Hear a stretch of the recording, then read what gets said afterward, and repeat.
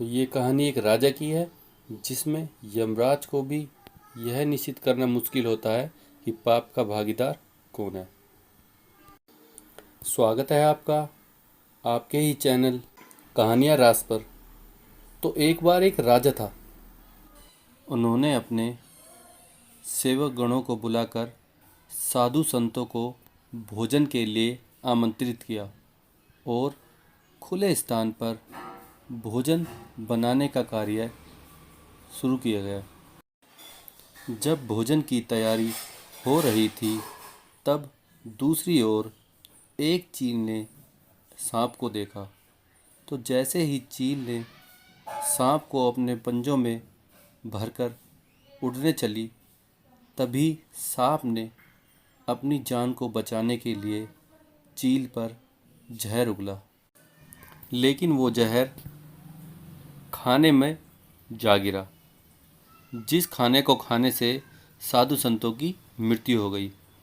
अब इतने साधु संतों की मृत्यु के बाद राजा को बड़ा शोक हुआ, लेकिन इतने साधु संतों की मृत्यु होने के बाद इन सब का पाप का दंड किसी को मिलना था। फिर यमराज को यह निश्चित करना मुश्किल हो गया कि पाप का भागीदार किसको बनाया जाए। तो पहला ख्याल यमराज के मन में राजा का आया, लेकिन राजा ने तो कर्म फल का काम किया था।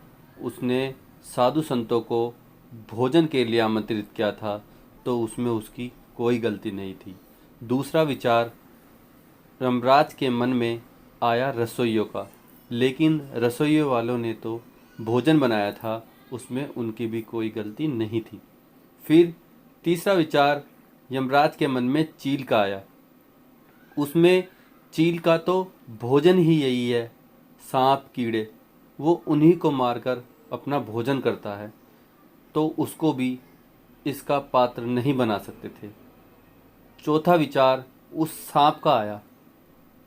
उसमें यमराज ने सोचा कि अपने प्राणों को बचाने के लिए सांप ने चील पर जहर उगला, लेकिन वो गलती से भोजन में जा गिरा, तो इसमें गलती सांप की भी नहीं है, लेकिन इसका दंड किसी न किसी को तो मिलना था। तो यमराज बड़े परेशान हो गए।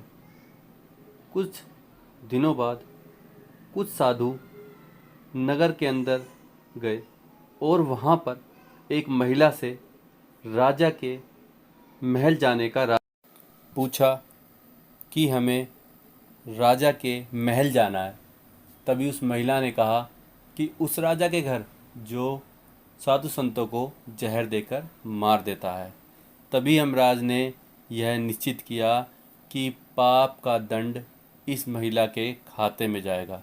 तभी यमदूतों ने पूछा कि प्रभु ऐसा क्यों?